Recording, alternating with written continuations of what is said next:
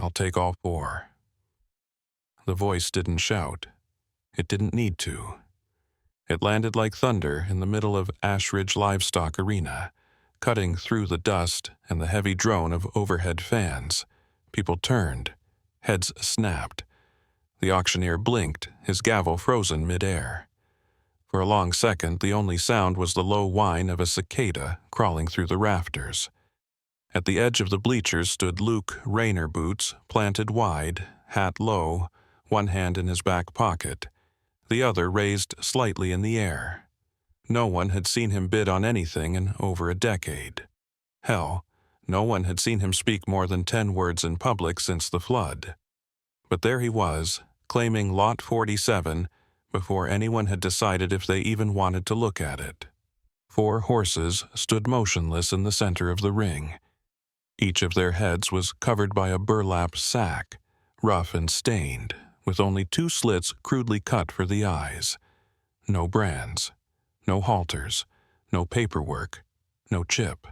They had been led in by a stable hand who looked more nervous than the animals themselves, and when the sack-covered heads turned toward the crowd, even the most seasoned ranchers shifted uncomfortably in their seats. Nobody in Ashridge liked questions that didn't have answers, and Lot 47 felt like a riddle wrapped in burlap and silence. The auctioneer, Russell Coyne, cleared his throat. 4 unclaimed horses. No history, no documentation. Starting bid was 200. But I suppose we've got a bid on the floor. Mr. Rayner, that right? Luke didn't move, just gave a single nod. Russell looked around the arena, half expecting someone to call it a joke or raise him out of sheer curiosity. But no one did. The heat of the barn pressed against their skin like a weight, and no one had the appetite to challenge a ghost. "Sold," Russell said after a pause that felt like it lasted an hour. "To Mr. Rayner, Lot 47, all 4. Luke stepped down from the bleachers without another word. His gait was even, purposeful. People parted to let him pass, but no one said anything. No congratulations, no questions. Just stares, some sympathetic, some wary, all silent. He walked past the pens, through the rear gate of the arena, and into the loading zone where his old stock trailer waited. The trailer hadn't seen new paint in 15 years, and the dent in the fender still told the story of a night long ago when Luke had driven too fast and cared too little. He opened the ramp and nodded to the handlers, who seemed more relieved than surprised when he loaded the horses himself. One by one, he led them in. Not a single animal resisted. They walked like they'd done it before, heads down, steps even, as though the sacks on their faces didn't matter, as though they knew where they were going. Back inside the arena, whispers started. Some folks remembered the Rayner Hollow Ranch before the flood. The awards, the bloodlines, the day Natalie Rayner outbid a buyer from Kansas for a stallion that changed the breeding scene in the whole state. Others remembered the aftermath. The way Luke had vanished after her death. The stories about barns left to rot and horses never recovered. By the time Luke pulled out of the gravel lot, the arena had fallen back into its regular rhythm. But a shadow hung in the air, like everyone knew something had just happened that didn't quite fit the shape of an ordinary day. The drive out of Ashridge was slow, winding through hills scorched by sun and time. Cattle fences ran parallel to the highway, many of them sagging with the weight of years. Luke didn't play music. The silence in his cab was thick enough to press against the windows. The horses never made a sound. No thump of hooves against metal, no restless shifting. Just quiet. Heavy, watchful quiet. He turned off the main road onto the old gravel path leading to Rayner Hollow, a ranch that hadn't seen new footprints in years. Weeds crept over the drive, and the mailbox leaned drunkenly toward the ditch. The front gate hung from a single rusted hinge, swinging back when he pushed through. The barn loomed ahead, sun-bleached and weary. Luke parked beside the paddock, turned off the engine, and sat still for a beat. Then he got out, boots hitting dry earth with a familiar thud. The horses were just as silent as before. When he lowered the trailer ramp, they didn't bolt or protest. He untied the first one and led it into the pasture like he had 100 times before. The others followed, loose lead ropes dragging behind them like forgotten regrets. Still, he didn't remove the sacks. He just watched. The sun had begun to dip behind the western ridge, casting long shadows across the field. The horses stood together at the far end of the fence, their burlap-covered heads swaying slightly in the warm breeze. Luke leaned against a fence post, a chipped enamel mug of coffee in hand. The coffee had long gone cold, but he drank anyway. The bitter taste grounded him, reminded him of the man he used to be, the man who used to love mornings like this one. But now, the only thing that moved was the second horse. It shifted slightly, not in fear, not in pain. Recognition.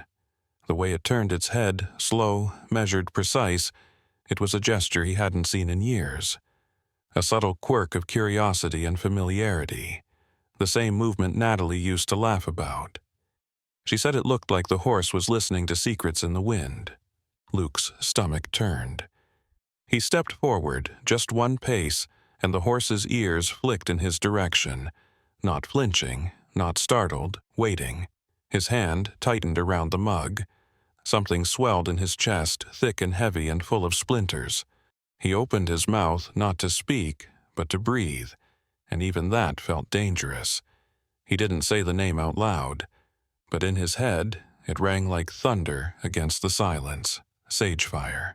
He blinked once, slowly, and the second horse nodded. Morning crept into Rainer Hollow without permission, dragging behind it a sky the color of ash and stillness. The wind had settled during the night, but something else had taken its place, an unease that lingered in the barn eaves and along the edges of Luke's thoughts.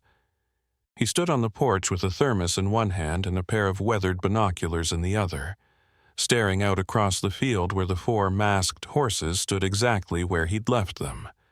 They hadn't moved, no grazing, no wandering. They stood in a tight row, like soldiers awaiting orders that never came. Their burlap hoods shifted slightly in the breeze, but not a muscle underneath seemed to twitch. Luke knew horses, knew the language of their ears, the rhythm of their breath, the way their hooves wrote stories into dirt. These 4 had no stories left to tell, or maybe they were waiting for permission to remember. The coffee in the thermos had gone lukewarm, but Luke sipped anyway, letting the bitter stain of it fill the hollow in his chest. He hadn't slept. Every time he closed his eyes, the image of the second horse tilting its head played again behind his lids. That familiar, impossible movement. The quiet call of memory wrapped in the shape of muscle and breath. By the time the sun had cleared the ridge, he was already at the paddock, gate unlatched, boots kicking up dry tufts of morning dust. The horses turned slightly at his approach, not in fear, but in acknowledgement, as if they'd been waiting. He stopped in front of the second horse. The sack hung slightly looser now, pulled down by the weight of dew and time. Beneath it, the curve of a reddish-brown neck emerged, marbled with sweat and age. Luke reached out slow, deliberate, and laid his hand against its side. The hide was warm beneath his palm, the heartbeat steady. Too steady. He moved to the rear flank, his fingers running instinctively along the muscle line until they found it. A scar. Faint, but there. A crescent shape above the hindquarter just below the hip. He staggered back a half step. He knew that scar. 12 years ago, Natalie had stitched that wound herself, hands steady as she soothed Sagefire with honey in her voice. It had come from a barbed fence, torn during a late summer storm when the sky split open and the herd panicked. Luke had held the mare still while Natalie whispered lullabies and turned pain into patience. And now here it was. Still. Whole, waiting. Luke removed the sack. The eyes were the same, Wide, intelligent, rimmed in flecks of white like wings in flight. The blaze down her nose was slightly dulled, but unmistakable. Her ears flicked forward, then back, testing the sound of his breath. Her nostrils flared, catching his scent. She didn't flinch. Neither did he. He pressed his forehead lightly to hers, his hand resting against her jaw, and closed his eyes. For the first time in over a decade, the silence of the ranch didn't feel like punishment. It felt like permission. He whispered her name. When he stepped back, she followed. That night, the others remained hooded. He wasn't ready for more answers. Not yet. He let them be, kept them separate in the east pasture, where the fences still held and the grass hadn't been worn bare. Sagefire stayed close, circling slowly as if mapping the land back into her bones. Luke sat on the edge of the porch until the sky burned orange and then bruised violet. The sun bled behind the barn, painting long, thin shadows across the yard. That's when he noticed the envelope. It was resting on the old table beside the door, yellowed at the edges, corners curled like leaves left too long in the wind. No stamp, no address, just a single line typed in blocky, uneven ink. Not all that drowned died. Lot 47, Ashridge. His hand trembled as he picked it up. The paper was rough beneath his fingers, like it had lived through more than one story. The letters were smudged in places as if written by someone in a hurry or someone afraid. He read it again. Then again. The storm. The flood. The bodies they'd never found. He'd assumed the river had taken them. The corral had collapsed, and Natalie's scream had torn the sky apart as water chewed through the fence posts like matchsticks. He'd found 2 dead colts, another tangled in barbed wire. The rest he never saw again. And now, one had returned. Not just returned. Remembered. He moved slowly that evening, feeding Sagefire by hand, brushing her coat until the dust gave way to the shine he once knew. She didn't resist. Just stood still as he worked, eyes half-lidded, breath steady. Later, as the night pressed in and the wind picked up across the ridgeline, he returned to the barn. Pulled down the old tack box, the one Natalie had carved their initials into with a pocket knife the week after they bought the property. Inside was the leather halter she'd used for Sagefire during shows. The silver tag still read Rainer Hollow. He set it gently over the mare's head. In the corner of the box was a smaller case, cracked and faded, with brass latches rusted nearly shut. It took effort, but he got it open. Inside, wrapped in oilcloth, was Natalie's old writing journal. And tucked between the pages, a letter, sealed in brown wax, unopened, and addressed not to Luke, but to someone else entirely. The wax cracked beneath Luke's thumb like old bark breaking open after a long winter. The letter slid free, edges yellowed with age. Ink faded in places, but still legible. It wasn't long, barely a dozen lines, but each word carried weight like lead lodged in the chest. She'd written it in her smallest handwriting, the kind Natalie used only when the words weren't meant for many eyes. The paper trembled in Luke's hands, though the wind was still. He read it once, then again, then a third time, slower. Harlon, I covered for you because I believed you had a reason. I thought you'd lost enough, just like us. But this is too far. The papers, the trades, the falsified registrations, they're more than errors. They're theft. I can't keep this from Luke. He has a right to know what's happened with the stock. If you don't stop, I'll go to Iron Dust myself. You're not the only one who lost something that night. N. Luke sat on the barn floor for a long time, the letter limp in his fingers. Harlon Briggs. The name landed like a punch. He hadn't thought of Harlon in years, not since before the flood. They'd been friends once, shared fence lines, traded feed, swapped stallions. But then Harlan's operation had folded like a bad hand, and the man all but vanished after the storm, taking his bitterness with him into the shadowy fringe of Ashridge.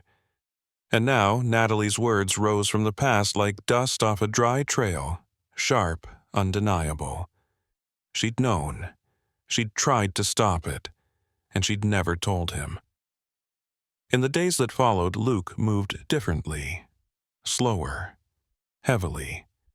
His mornings began not with coffee, but with the halters and brush kits, checking each of the 4 horses with care. One by one, he removed their sacks deliberately, reverently half expecting to recognize them the way he'd known Sagefire.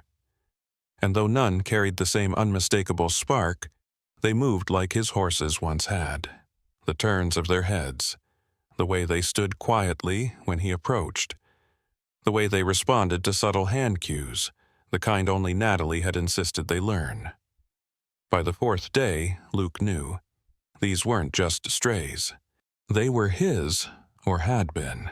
The second, horse tall, dark, with a faint splash of white on the forehead, responded to a whistle he hadn't used in a decade. Walked straight to him, chin lowered, like a soldier returning to post. He checked its left flank. There, buried beneath a smudge of dried dirt, was a brand. Faint, altered. Someone had scorched over the original mark with new initials, BLT, Briggs Livestock Transport. Luke stepped back, fury rising like heat through dry earth. He checked the others.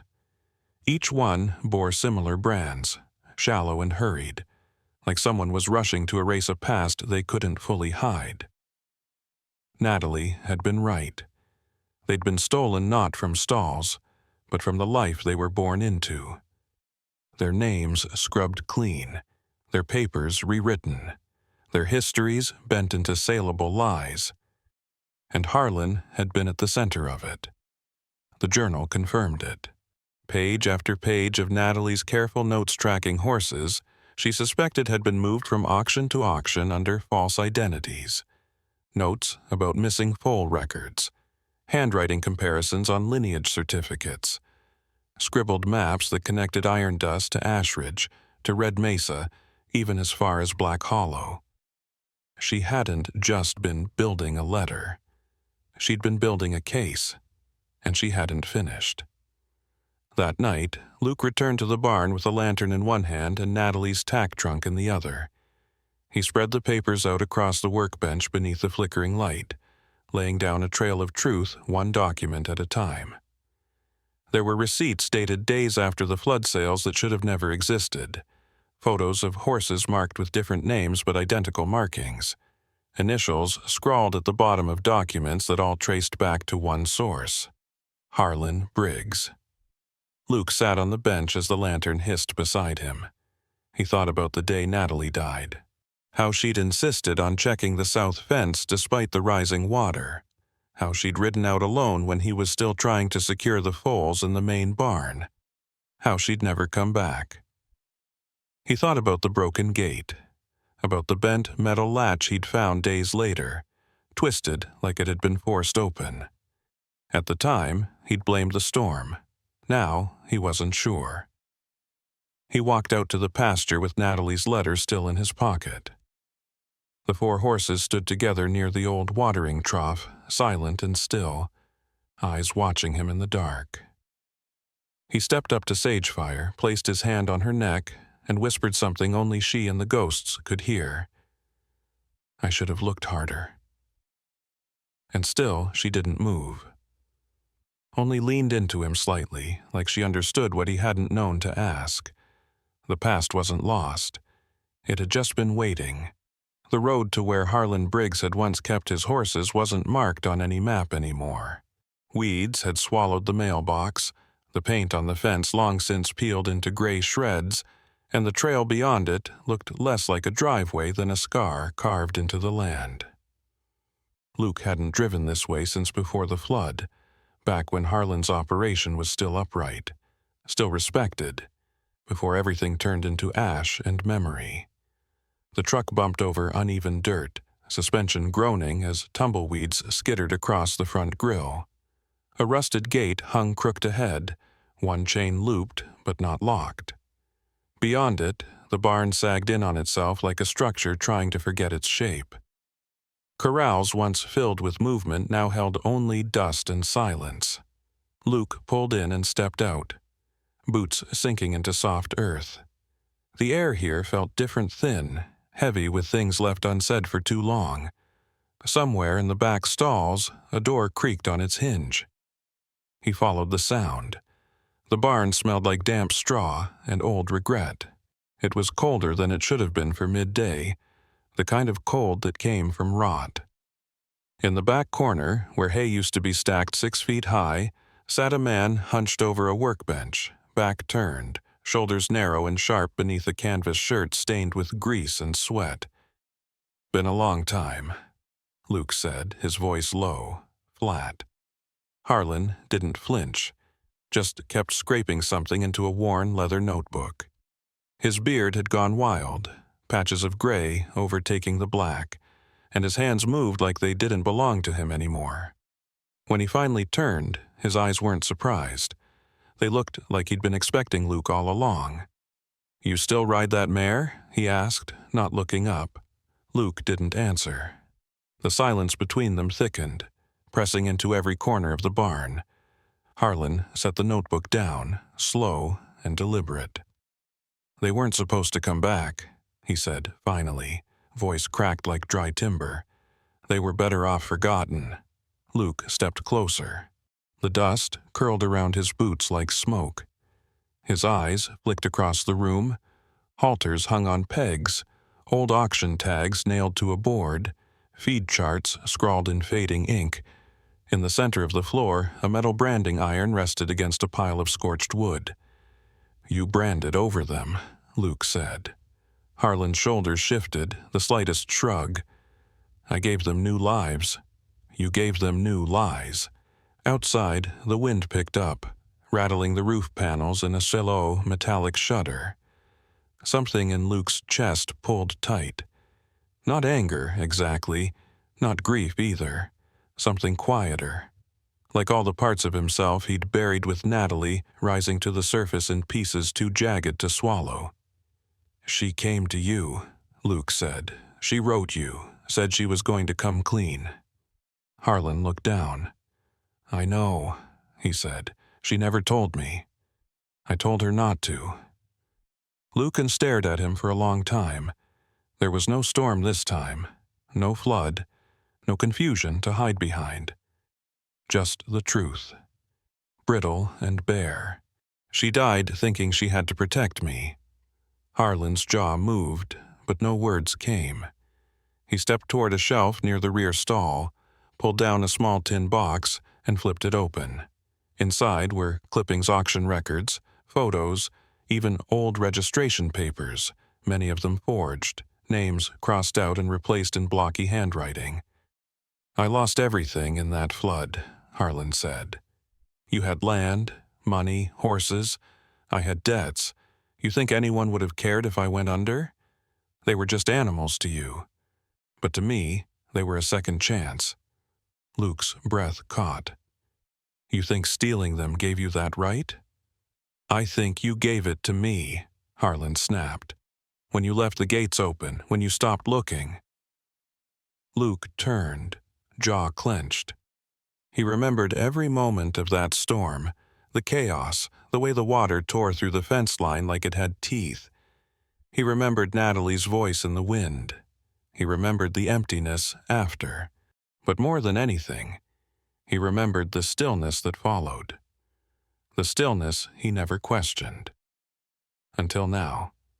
"You let her ride out that night," Luke said, his voice barely more than a whisper. "You knew the gate was broken. You knew the current had shifted." Harlon didn't speak. The silence said enough. Luke stepped outside. The sun had begun to sink, casting long shadows across the dry field. The horses back at Raynor Hollow were waiting, names stolen and lives bent by hands that should have known better. He'd spent 12 years carrying guilt like a stone in his chest. thinking he'd failed them. But now, the failure had a face and a name. He didn't turn back, didn't speak again. There was nothing else worth saying. Back at the ranch, the wind had changed. Not the kind that stirred storms, but the kind that blew away the ash. Luke stood in the paddock with the 4 horses, all masks removed now. Their eyes met his one by one, and he saw something reflected there, not blame, not confusion. Just recognition. They remembered him, and he was finally ready to remember them. Morning rolled across Ashridge like a sigh of relief. The sky was dusted in pale rose and gold, and for the first time in 12 years, light felt like something soft instead of something sharp. Luke stood at the edge of the pasture, boots rooted in frost-licked grass, eyes scanning the rise where 4 horses now grazed in silence, unmasked and free. They moved differently now, not quite like before time and trauma had etched their gait, but something was returning. A rhythm, a trust, a quiet resilience that mirrored the land itself. Sagefire lingered near the fence post Natalie had painted white once, a decade ago. Luke hadn't touched it since, but this morning her muzzle brushed against it like she remembered the woman who used to braid her mane in the same spot. Natalie had always said horses knew more than people ever gave them credit for. She used to talk to them like old friends, whisper into their ears secrets Luke wasn't meant to hear. Now, as he stood watching them drift in slow, confident arcs across the pasture, he wondered how much they had carried, and for how long. Inside the house, he laid the evidence out in neat rows. Natalie's letter, her auction notes, registration inconsistencies, falsified bloodlines, every file she'd tracked by hand and hidden in tack trunks and under floorboards, like she'd always known someone would have to pick up where she left off. The local authorities in Ashridge didn't ask many questions when Luke handed over the documents. But once they opened the first folder, their eyes darkened. The implications were too big to ignore. Harlon's network hadn't just affected one ranch. It had bled into regional sales, shifted breeding lines, corrupted entire auction houses. The ripple effect touched farms all the way from Red Mesa to Iron Dust. Harlon disappeared not long after. Some said he slipped south into Mexico. Others believed he stayed somewhere close, vanishing into the canyon territory beyond the burned stables. Luke didn't chase him. What mattered was never vengeance. It was restoration. Not revenge, but reckoning. He spent the next few months tearing down old fencing and building anew. Not just mending boards, but remaking the purpose of Rainer hollow. Natalie's journals were turned into formal proposals, and with the help of a quiet veterinarian named Clara and an auction compliance officer who'd once been one of Natalie's rivals, Luke founded something different. Not a business, a sanctuary, Sagefire Haven. It rose from the bones of Rainer Hollow, but bore none of its old weight. No breeding charts, no racing trophies, just a hand-painted sign above the rebuilt barn that read, "For those who were taken, broken, and brought back." Word spread, first quietly through whispers among stable hands and transport drivers, but then faster. Horses marked by pain, discarded, unfit, or suspiciously rebranded began to arrive. Luke took them in without ceremony. No questions, no judgments, just time, food, space, and the slow deliberate effort of earning trust one breath at a time. Sagefire was still first to greet every new arrival. Something about her calm drew the others in. Maybe it was memory. Maybe it was the way she stood, alert, but never aggressive. Luke often found her beneath the cottonwood near the edge of the property, where Natalie once sketched bloodlines onto her notebook with a pencil chewed to the nub. That same notebook now sat in the barn's front room, sealed under glass, flanked by 2 brass halters. One belonged to Sagefire, the other to a gelding named Flint, the last of the 4 horses from Lot 47 to fully let Luke near. It had taken months, but eventually he had pressed his forehead to Luke's chest and breathed slow and deep like something had finally come loose. The community came around, slowly. First out of curiosity, then out of respect. Martha Keller brought warm bread every other Sunday. A teacher from the Ashridge Elementary School asked if her class could visit. Kids with quiet eyes and nervous hands arrived, guided by therapists and their own longing for something gentle. They brushed manes. They sat in silence next to animals that had survived more than they could say aloud. And each time a child left with dirt on their jeans and a lighter step in their walk, Luke felt something settle inside him, like a note finally played in tune. One evening, as the sun slipped behind the red hills, Luke stood beside the new gate. It had taken him days to sand and stain the wood, to hang the sign level. But now it gleamed in the amber light, crisp and undeniable. Sagefire Haven, in memory of the one who saw what others tried to hide.